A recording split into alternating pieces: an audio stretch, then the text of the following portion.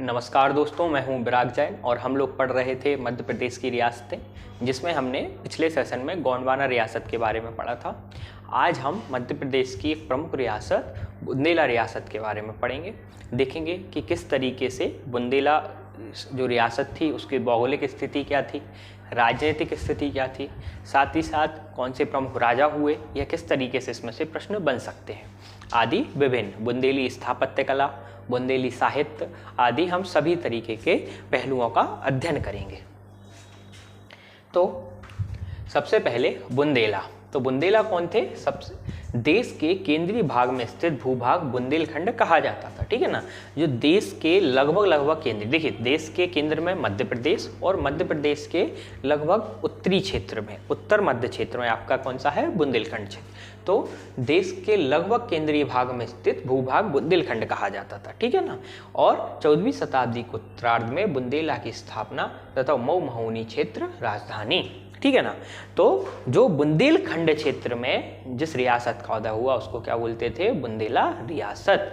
ठीक है, बुंदेलखंड क्षेत्र आप जानते ही हैं, मध्य प्रदेश और उत्तर प्रदेश का क्षेत्र है, जिसमें आपके प्रमुख जिले आते हैं। मध्य प्रदेश के आपके पन्ना, छतरपुर, टीकमगढ़ वाले क्षेत्र हैं। इसके साथ ही साथ हम देखेंगे कि महोबा, झांसी, आपका जो इटावा वाले क्षेत्र हैं वह कहीं ना कहीं आपके बुंदेलखंड में आते हैं। तो देश के केंद्रीय भाग में स्थित भूभाग बुंदेलखंड कहा जाता था। अब इसकी स्थापना कब हुई? तो 14वीं शताब्दी के उत्तरार्ध में, मतलब 14वीं शताब्दी के बाद या 14वीं शताब्दी के अंतिम दौर में हम देखेंगे कि बुंदेला साम्राज्य की स्थापना हुई। ठीक है ना, 14वीं शताब्दी के उत्तरार्ध में। और इसकी प्रारंभिक राजधानी क्या थी? मऊ महोनी क्षेत्र। ठीक है ना, मऊ महोनी क्षेत्र। प्री में प्रश्न पूछा जा सकता है, मऊ महोनी क्षेत्र किसकी प्रारंभिक राजधानी थी? साथ ही साथ इस तरीके से भी प्रश्न बन सकता है कि बुंदेलाओं की प्रारंभिक राजधानी क्या थी? तो हम बता देंगे कि मऊ महोनी क्षेत्र बुंदेलाओं की प्रारंभिक राजधानी थी। ठीक है दोस्तों, कब हुआ इसका उदय? लगभग 14वीं शताब्दी के उत्तरार्ध में और भारत के केंद्रीय भाग में स्थित।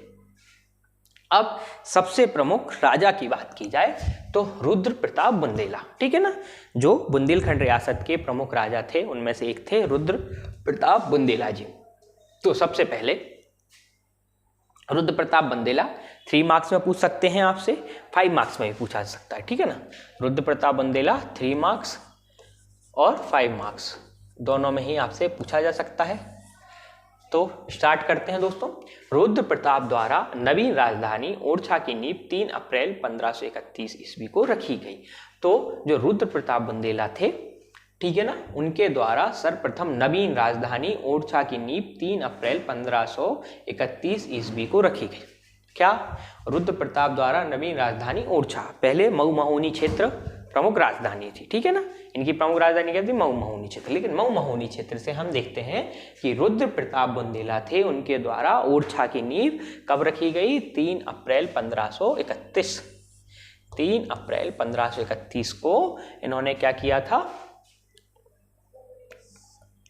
ओरछा में राजधानी की स्थापना की थी। ठीक है ना, अब ओरछा को इन्होंने सैनिक राजधानी बनाया और प्रशासनिक राजधानी क्या थी? गढ़कुंडार। ठीक है ना, गढ़कुंड या गढ़कुंडार। ठीक है ना, गढ़कुंडार। तो ओरछा को इन्होंने सैनिक राजधानी बनाया और प्रशासनिक, मतलब जो सैन्य छावनी के रूप में, जो ओरछा के किले की, जब हम बात करते हैं ओरछा के किले की स्थापना किसने की? तो रुद्र प्रताप बुंदेला द्वारा। कब की? 1531 में। तो ओरछा के किले, मतलब ओरछा की किलेबंदी इन्होंने प्रारंभ कर दी, ओरछा के दुर्ग का प्रारंभ कर दिया। ठीक है ना, निर्माण प्रारंभ कर दिया। तो एक तरीके से ओरछा इनकी तत्कालीन कौन सी राजधानी थी? कौन सी थी? सैनिक।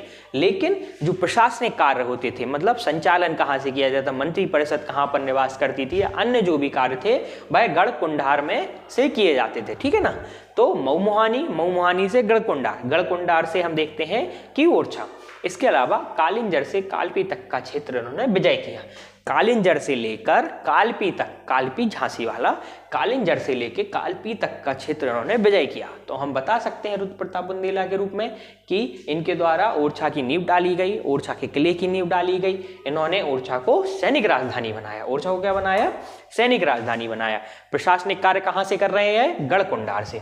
इसके अलावा कालिंजर से लेके कालपी तक का क्षेत्र उन्होंने विजय किया। कालिंजर से लेके कालपी तक का क्षेत्र उन्होंने विजय किया।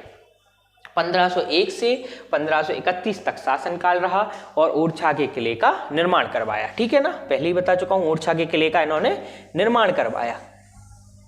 शासनकाल इनका क्या है, 1501 से 1531। ठीक है, 1501 से 1531 तक इन्होंने शासन किया। 1531 में इन्होंने नई राजधानी ओरछा की नींव डाली। ठीक है ना, शासनकाल इनका क्या है, 1501 से 1531 और 1531 में इन्होंने नई राजधानी की नींव डाली। सैनिक राजधानी थी आपकी ओरछा, प्रशासनिक राजधानी गढ़कुंडार। इसके अलावा कालिंजर से कालवी तक का क्षेत्र विजय किया और 1501 से 1531 तक शासनकाल और ओरछा के किले का इन्होंने निर्माण करवाया। तो प्रश्न बनता है प्री में कि ओरछा के किले का निर्माण किसके द्वारा करवाया गया, या ओरछा के किले की नींव या ओरछा के दुर्ग की नींव किसके माध्यम से, किसके द्वारा रखी गई। तो हमारे किसके द्वारा, आपके रुद्र प्रताप बुंदेला द्वारा यह किया गया। इसके माध्यम से हम इनको बता सकते हैं। ठीक है ना, अब बात करते हैं भारती चंद्र।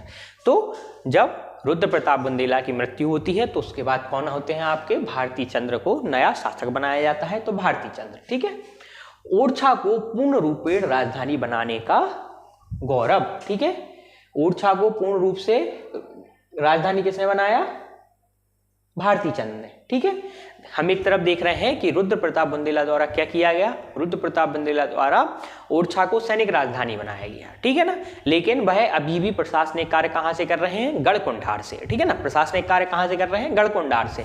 लेकिन भारती चंद्र द्वारा ओरछा को पूर्ण रूप से राजधानी बनाया गया। जो शासक थे रुद्र प्रताप के पुत्र भारती चंद्र, उनके द्वारा सैनिक कार्य, प्रशासनिक कार्य तथा सभी कार्य कहां से अब किए जाने लगे, आपके ओरछा से। ठीक है ना, ओरछा का दुर्ग, परकोटा, राम मंदिर, राज मंदिर, रानी महल, शहरयार का निर्माण आदि करवाया। ठीक है ना, जो देखिए अब ओरछा के दुर्ग का, ओरछा का दुर्ग बहुत बड़ा है, तो ओरछा के दुर्ग की नींव किसके द्वारा रखी गई। ठीक है, हम देखेंगे रुद्र प्रताप बुंदेला। लेकिन फिर आगे जो कार्य करवाए गए, तो ठीक है ना, ओरछा का दुर्ग, ठीक है ना, सबसे पहले आप देखिए दुर्ग और किले में अंतर क्या होता है।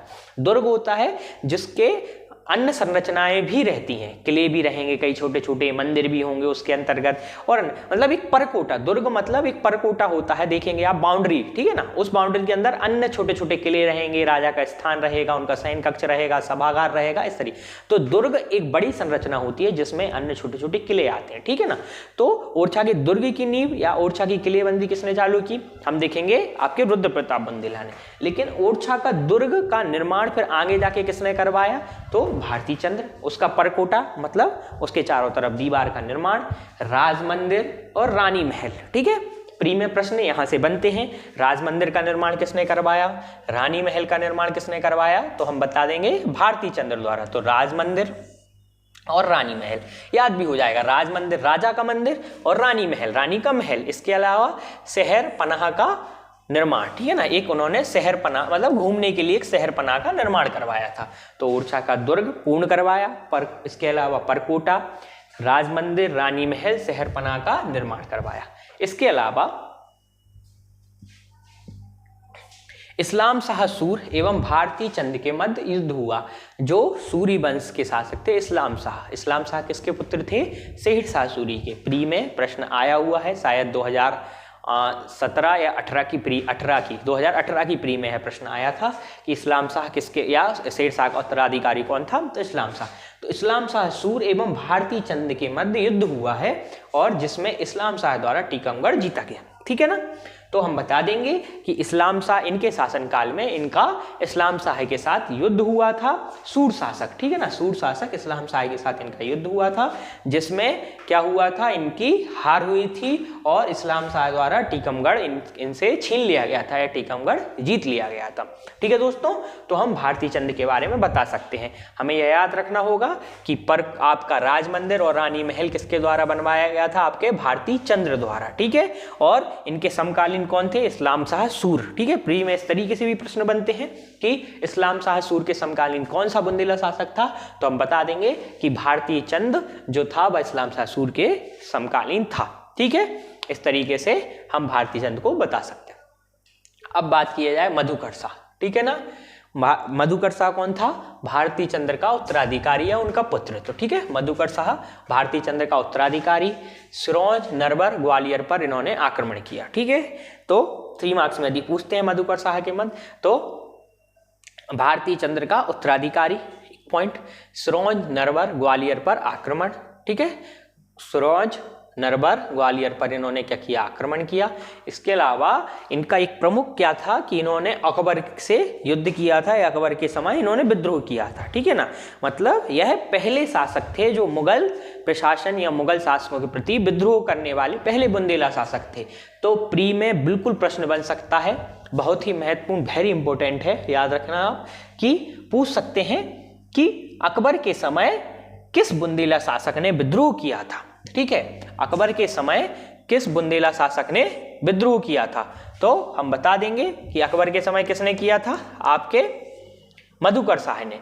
साथ ही साथ इस तरीके से भी पूछ सकते हैं कि मधुकर शाह ने किस मुगल शासक के विरुद्ध विद्रोह किया था, तो हम बता सकते हैं अकबर से के समय विद्रोह या युद्ध किया था जिसमें उनकी हार हुई थी। ठीक है ना, तो सबसे पहले इनका शासनकाल 1554 से 1552, मधुकर शाह यदि 3 मार्क्स में आते हैं तो बुंदेला शासक, शासनकाल 1554 से 1592, भारती चंद्र के उत्तराधिकारी थे।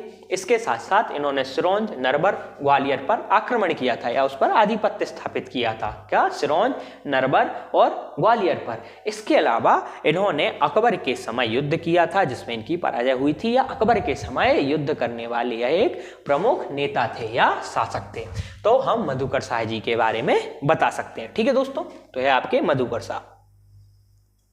अब बात करते हैं वीर सिंह बुंदेला। 3 मार्क्स में भी पूछे जा सकते हैं, साथ ही साथ 5 मार्क्स में भी पूछे जा सकते हैं। 3 और 5 मार्क्स, 3 और 5 मार्क्स में बकायदा पूछे जा सकते हैं आपके Veer Singh Bundela. Very important person है वीर सिंह बुंदेला। ठीक है दोस्तों, वीर सिंह बुंदेला।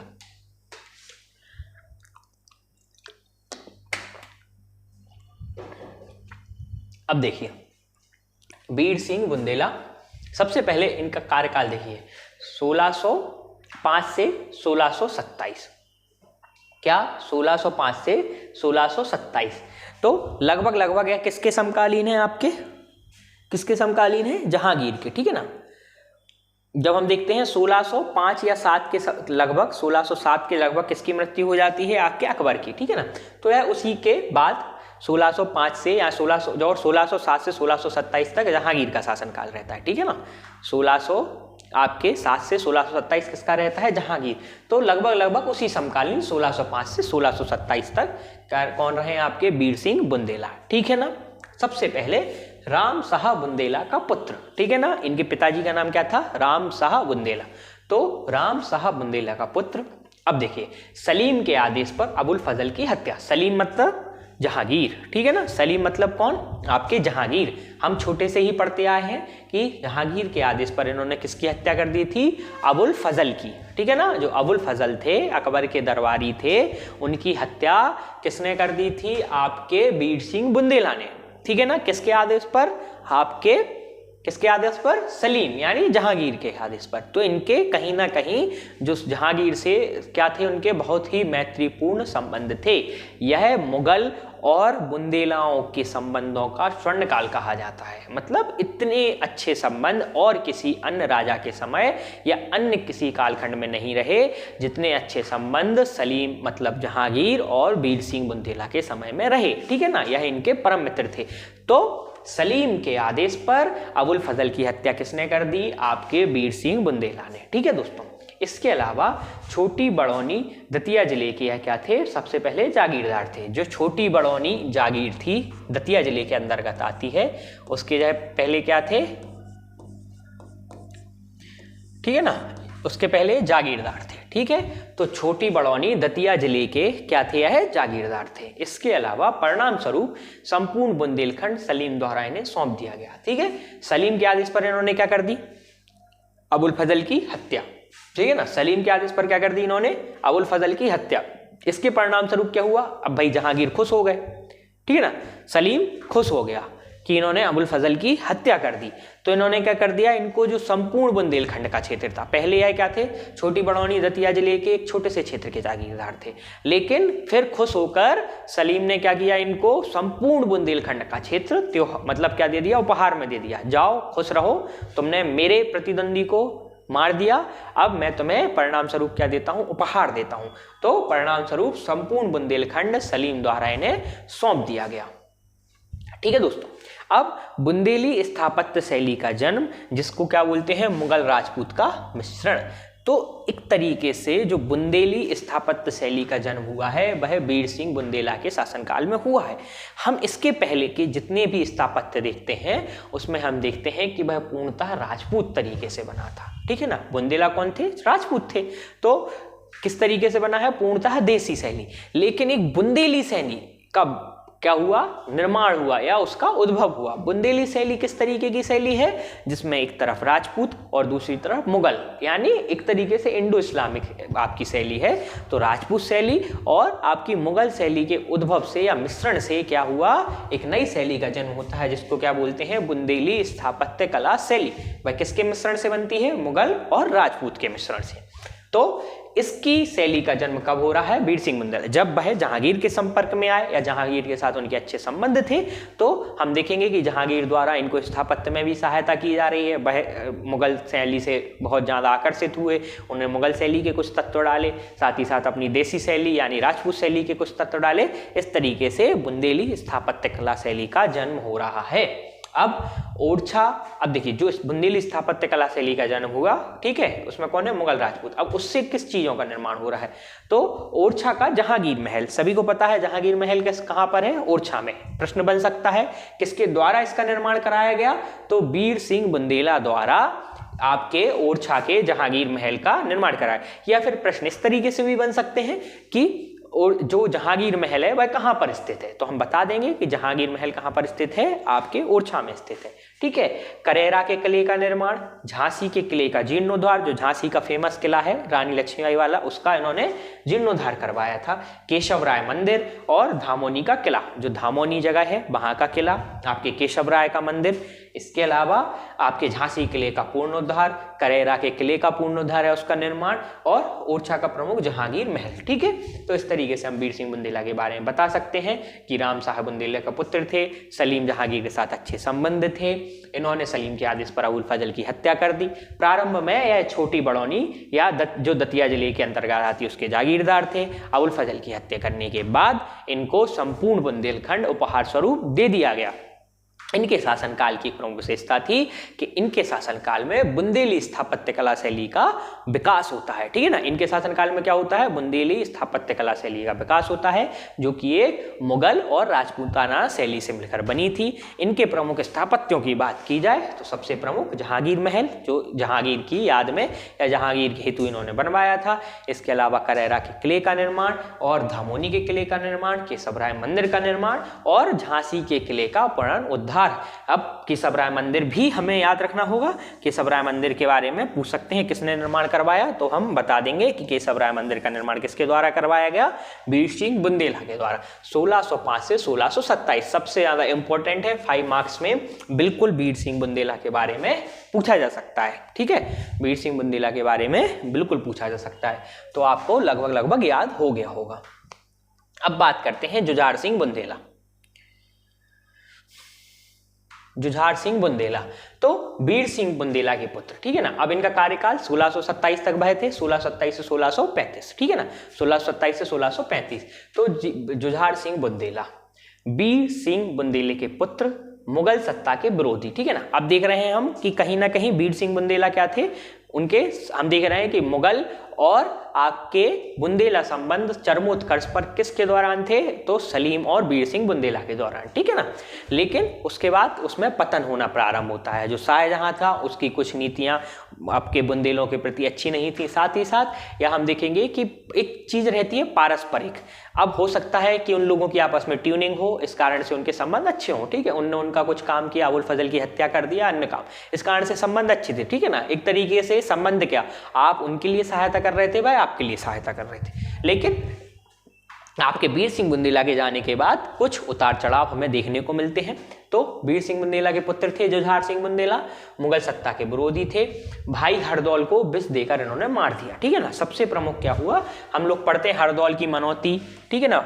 जो हरदौल थे उनको क्या किया गया, विष देकर मार दिया गया। तो ठीक है, इनके भाई कौन थे, हरदौल, इसकी भी कहानी है, ठीक है। कुछ चारित्रिक विषयों पर उनके साथ मतभेद थे या इनके ऊपर कुछ शक था, इस कारण से इन्होंने भाई हरदौल को विष देकर मार दिया था। कौन थे आपके, जुझार सिंह बुंदेला और भागम भाग की स्थिति में मुगल संघर्ष में मारा गया। अब प्रश्न बनता है कि जुझार सिंह बुंदेला ने किसके समय विद्रोह किया था। तो ठीक है, प्री में प्रश्न यहां से बनता है, तो अब हम बता देंगे कि शाहजहां।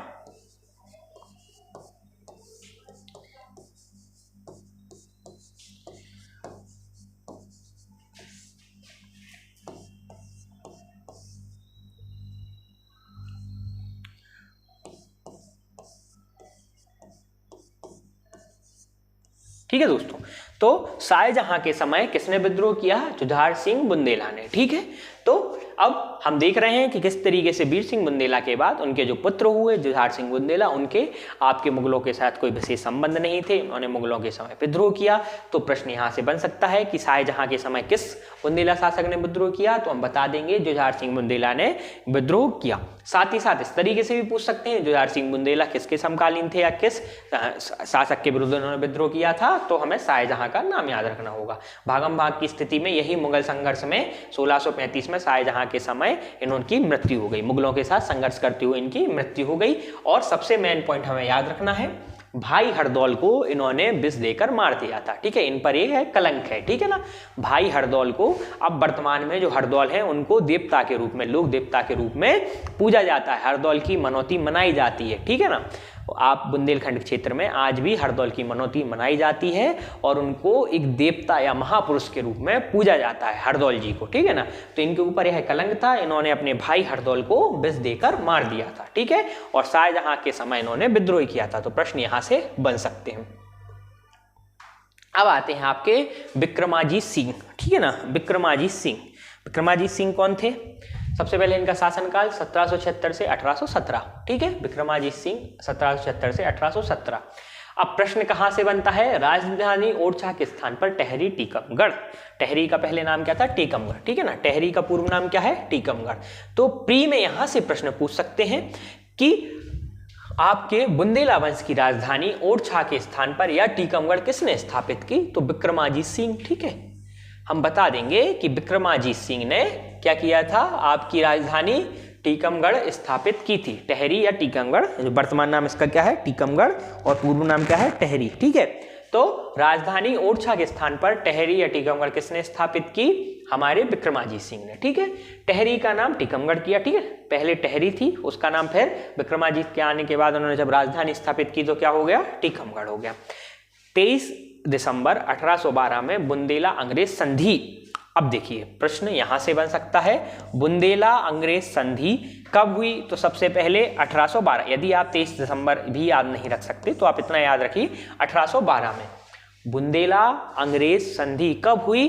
1812 में बुंदेला अंग्रेज संधि हुई। ठीक है, किसके मध्य हुई? विक्रमाजीत सिंह और अंग्रेजों के मध्य। ठीक है, तो प्रश्न यहां से बन सकता है कि बुंदेला अंग्रेज संधि के समय शासक कौन था? तो हम बता देंगे कि विक्रमाजीत सिंह बुंदेला अंग्रेज संधि के समय शासक थे। इनके ही समय क्या हुआ? बघाट का युद्ध हुआ। ठीक है ना, तो बघाट का युद्ध हुआ 4 मई 1816। तो प्रश्न ऐसे भी बन सकता है, बघाट का युद्ध कब हुआ? तो हमें याद रखना होगा 1816 में, और किसके समय हुआ? तो विक्रमाजीत सिंह के समय हुआ। तो बघाट का युद्ध कब हुआ? 1816 में विक्रमाजीत सिंह के समय हुआ। ठीक है ना, बुंदेला अंग्रेज संधि हुई और बघाट का युद्ध हुआ। इसके अलावा बमहेरी, बलदेवगढ़, बड़ा गांव, मजना आदि का निर्माण करा है। ठीक है ना, जो बमहेरी का किला है, बलदेवगढ़, बड़ा गांव, मजना आदि का निर्माण करा। यदि स्थापत्य की बात की जाए तो इन्होंने बमहेरी, बलदेवगढ़, बड़ा गांव, मजना आदि का निर्माण करवाया। तो हम विक्रमाजीत सिंह महत्वपूर्ण है, बता सकते हैं। इनके द्वारा मुख्यतः 3 कार्य किए गए। सबसे पहले राजधानी कहाँ से? आपके ओरछा से लेके अब कहाँ लेके आ गए हैं? टीकमगढ़। ठीक है ना, टीकमगढ़ या टहरी लेकर आए। टहरी से का नाम इन्होंने परिवर्तित करके क्या किया? आपका टीकमगढ़।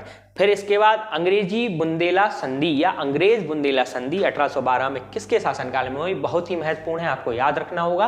तो अंग्रेज बुंदेला संधि विक्रमाजीत सिंह के समय हुई। इसके अलावा बघाट का युद्ध किसके समय हुआ? तो विक्रमाजीत सिंह के समय 1816 में बघाट का युद्ध हुआ। ठीक है ना, बघाट का युद्ध कब हुआ? आपके विक्रमाजीत सिंह के समय 1816 में। इसके अलावा बमहेरी, बलदेवगढ़, बड़ा गांव, मजना आदि का इन्होंने निर्माण करवाया। अब बात करते हैं बार चंदेरी की बुंदेली रियासत, ठीक है ना।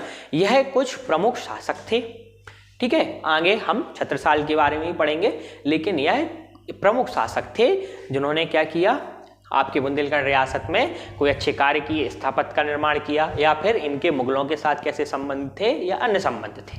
अब कुछ बुंदेला रियासत के अंतर्गत छोटी छोटी रियासतें थी जहां से बुंदेला रियासत चरमोत्कर्ष पर पहुंचा या फिर उनके जागीरदार थे, ठीक है ना। बुंदेला रियासत के अंतर्गत कई क्योंकि बुंदेला रियासत में हम देखते हैं छोटे छोटे राज्य थे, बुंदेल थे तो वो बुंदेला, लेकिन आपस में उनमें विभाजन हुआ, साम्राज्य का विभाजन हुआ, विभिन्न पुत्रों को जगह दी गई, तो यह कैसा था, एक विकेंद्रीकृत था, ठीक है ना। फिर छत्रसाल के समय हम देखते हैं कि बहुत बड़ा एक केंद्रीकरण आता है, लेकिन उसके पहले किस तरीके से हम देख रहे हैं कि बुंदेली रियासत एक विकेंद्रीकृत रियासत थी, जिसमें राजा तो बुंदेल वंश के थे या बुंदेला वंश के थे, लेकिन वह छोटी छोटी रियासतों पर राज्य कर रहे थे, ठीक है ना। छोटी छोटी रियासतों पर क्या कर रहे थे, राज्य कर रहे थे।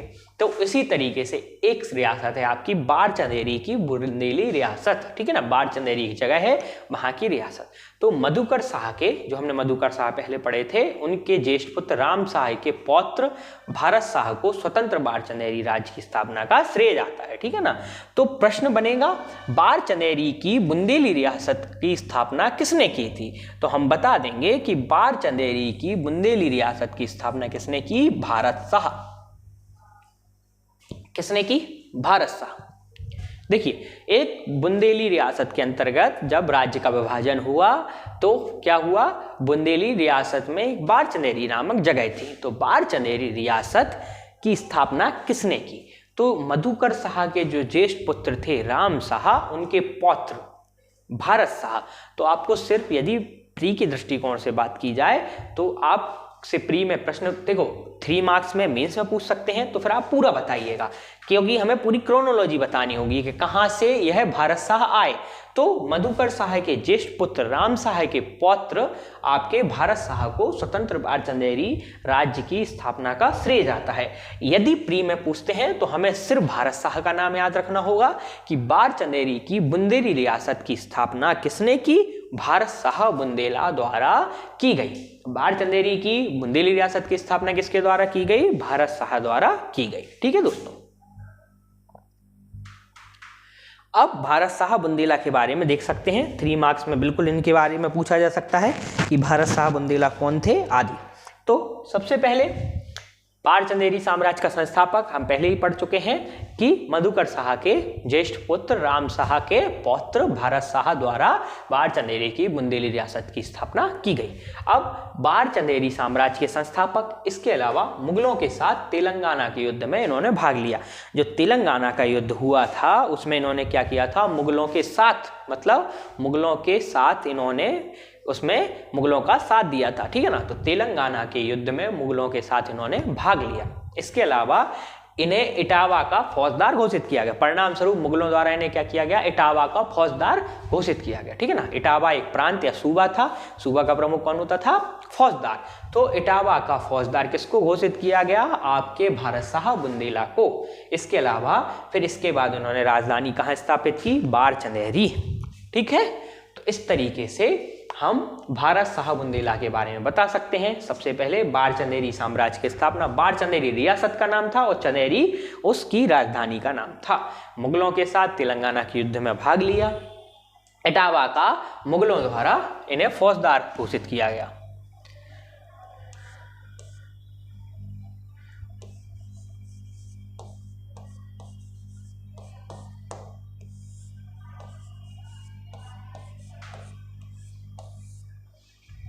ठीक है, मुगलों द्वारा इन्हें इटावा का फौजदार घोषित किया गया, इतना हम याद रख लेंगे।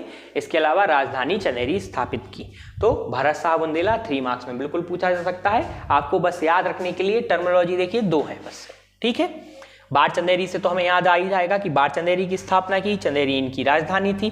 सबसे पहले मुगलों के साथ तेलंगाना के युद्ध में भाग लिया और दूसरा परिणाम स्वरूप क्या किया गया, मुगलों द्वारा इन्हें इटावा का फौजदार, देखिए आपने उनकी सहायता की, उन्होंने आपको परिणाम स्वरूप क्या दिया, इटावा का फौजदार। आप देखेंगे कि कहीं ना कहीं आप कितना भी राजनीतिक बात कर लें, कितना भी आप हिंदू मुस्लिम कर लें या फिर कुछ भी कर लें, लेकिन कोई भी राजा हुए या कोई भी रियासतें हुई, कोई भी जितने भी साम्राज्य हुए, सबका क्या था, एक व्यक्तिगत लाभ था।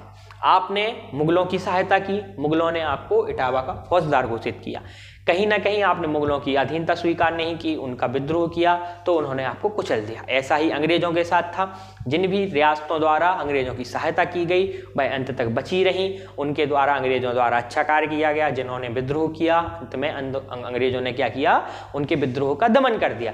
तो कुल मिलाकर राजनीति जाति धर्म संप्रदाय सबसे ऊपर हटकर है, ठीक है, किसी से भी ऊपर आप इन चीज़ों को, आप राजनीति को नहीं रख सकते। धर्म भी तभी तक काम आता है जब तक वह आपकी राजनीति को सहयोग करता है।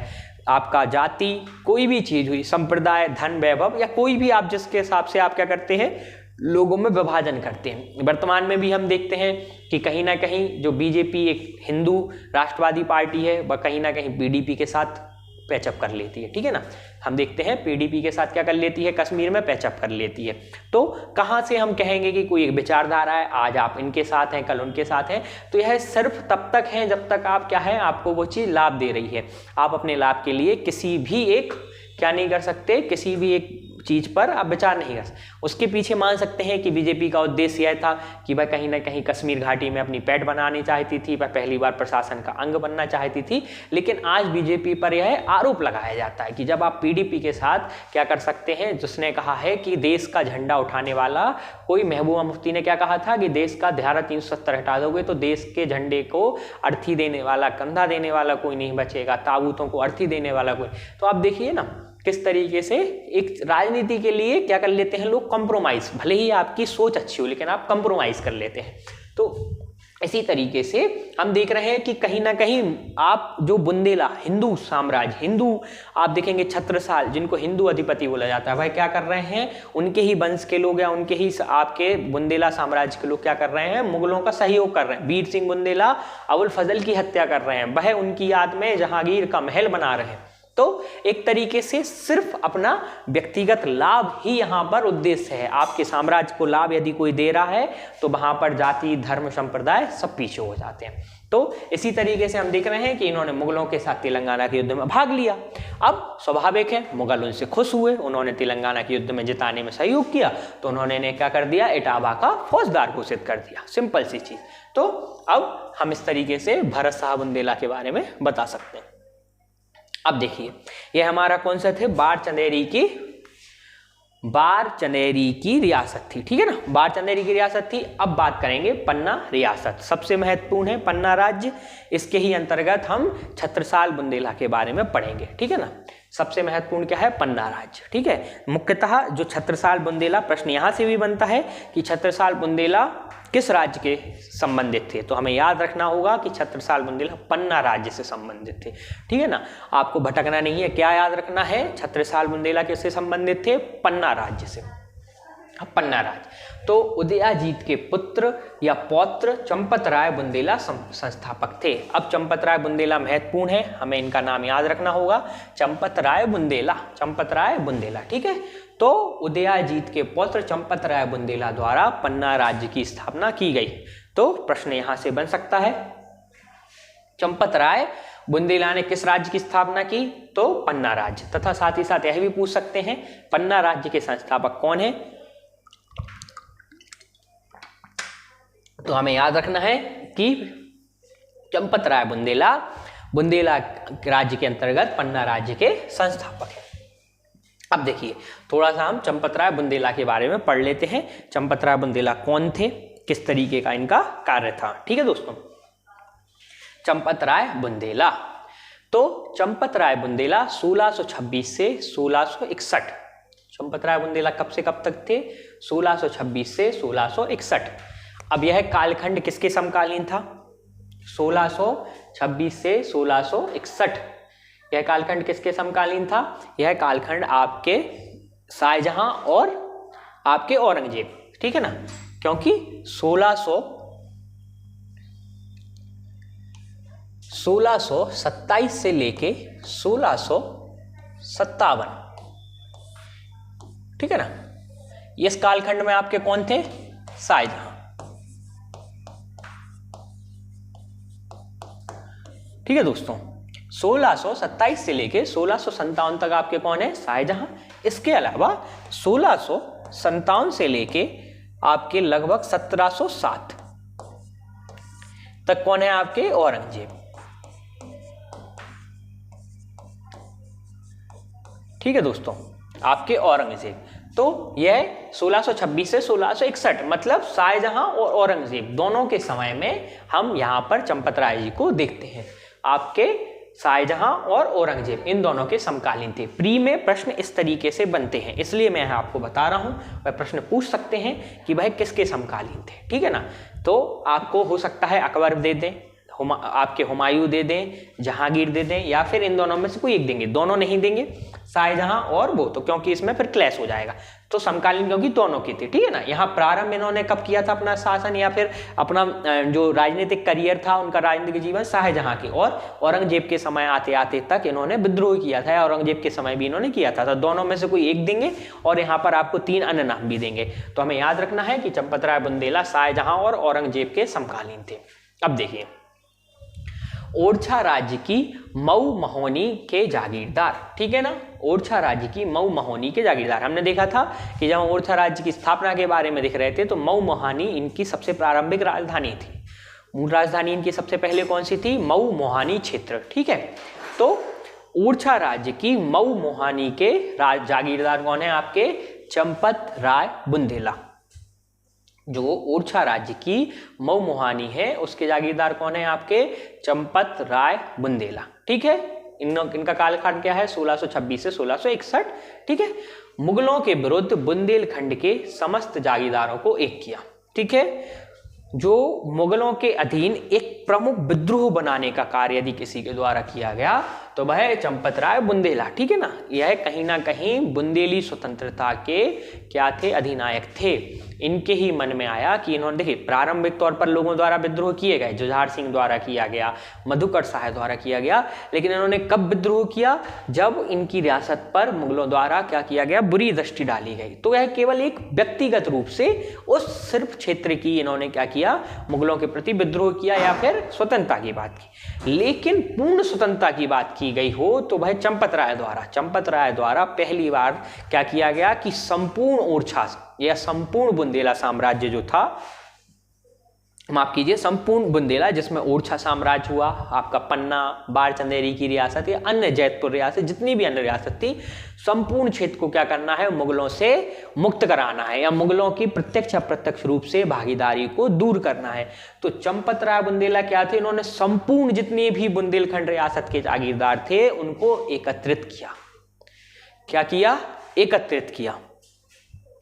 मुगलों के विरुद्ध बुंदेलखंड के समस्त बुंदेलखंड क्षेत्र के जितने भी जागीरदार थे उनको क्या किया? इन्होंने एक किया। मतलब एक इनका बड़ा रूप था कि इन्होंने एक संगठित होकर इनको क्या करना है? मुगलों के विरुद्ध विद्रोह करना है, ठीक है ना।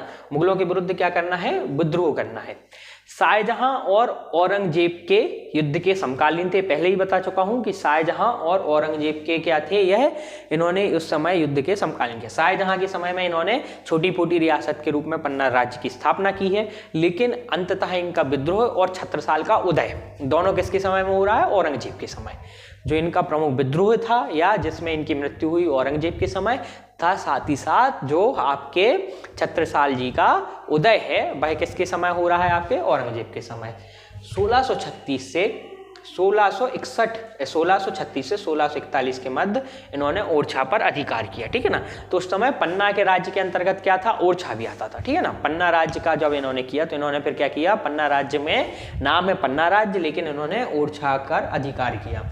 1636 से 1661 के मध्य इन्होंने क्या किया? ओरछा पर अधिकार किया।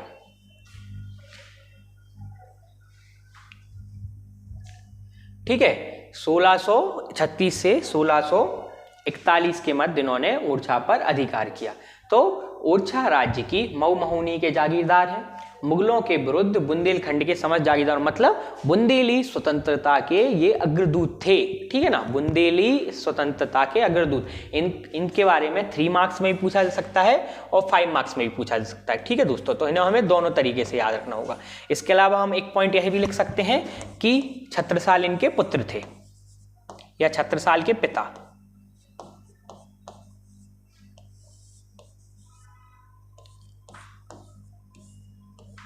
ठीक है। तो छत्रसाल के पिता थे। इसके अलावा इन्होंने 1626 से 1661 के मध्य इन्होंने शासन स्थापित किया।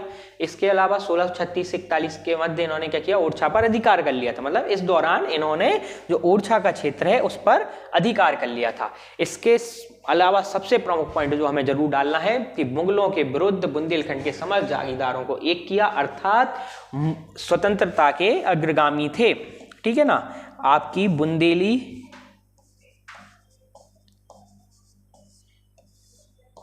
स्वतंत्रता के प्रणेता या अग्रगामी, ठीक है ना।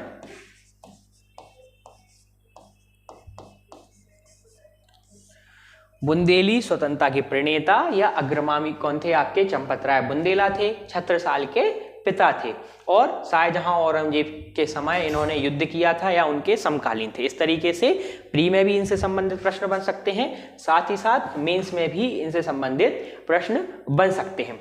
आज के सेशन में हम इतना ही पढ़ेंगे। अगले सेशन में हम छत्रसाल बुंदेला, उनका किस तरीके से उद्भव हुआ, उन्होंने आपके औरंगजेब के साथ किस तरीके से संधि की, औरंगजेब द्वारा उन्हें राजा की उपाधि किस प्रकार दी गई, साथ ही साथ औरंगजेब के बाद किस तरीके से उन्होंने एक स्वतंत्र बुंदेला साम्राज्य, ठीक है ना, एक स्वतंत्र बृहद बुंदेला साम्राज्य की स्थापना की। शिवाजी के साथ उनके क्या संबंध थे, इसके अलावा उनके शासनकाल में किस तरीके से बाहरी युद्ध हुए, अफगानिस्तान के किस एक वंश के शासक ने उनके विरुद्ध विद्रोह किया, शिवाजी की शासन व्यवस्था कैसी थी, उनकी पद्धति कैसी थी। इसके अलावा शिवाजी का अन्य मुगल शासक, उत्तर मुगल शासक जो कि आपके औरंगजेब के बाद के शासक थे, उनके द्वारा उनके किस तरीके से संबंध थे, किस तरीके से उनके साथ उन्होंने अच्छे संबंध स्थापित किए गए, अन्य मुगल शासकों द्वारा उनको क्या किए गए, किस तरीके से मनसब प्रदान किया गया, ठीक है ना, मनसब प्रदान किया गया। और इसके अलावा अन्य जो रियासतें थी, ठीक है ना, बुंदेला विद्रोह 1842 का बुंदेला विद्रोह किस तरीके से हुआ, बुंदेला विद्रोह किस कारण हुआ, 1857 की क्रांति में बुंदेला शासकों द्वारा कहाँ कहाँ विद्रोह किया गया, किन शासकों द्वारा अंग्रेजों का साथ दिया गया, किन शासकों द्वारा अंग्रेजों का विरोध किया गया, 1842 का बुंदेला विद्रोह किस तरीके से मध्य प्रदेश के स्वतंत्रता संग्राम में अपना एक प्रमुख स्थान रखता है, आदि अन्य चर्चाओं के बारे में हम अगले सेशन में चर्चा करेंगे। आशा करता हूं आज का सेशन बुंदेली रियासत के जो प्रमुख शासक थे उसके बारे में हमने चर्चा की, बुंदेलों और मराठाओं के साथ उनके क्या संबंध थे। मुख्यतः हमें इसमें क्या याद रखना है कि किसके द्वारा कहाँ राजधानी परिवर्तित की गई, मुगल किस शासक द्वारा उनको क्या सहायता प्रदान की गई, किस तरीके से किस नवीन स्थापत्यों की स्थापना की गई, बुंदेली और आपकी एक इंडो इस्लामिक और आपकी राजपूताना और बुंदेली स्थापत्य कला शैली का विकास किया गया, आदि प्रमुख चर्चाओं पर हमें याद रखना है। ठीक है दोस्तों, मिलते हैं आपसे अगले सेशन में और छत्रसाल और उनके आगे के परवर्ती शासक और उनकी प्रमुख नीतियों के बारे में हम अगले सेशन में पढ़ेंगे। जय हिंद, जय भारत।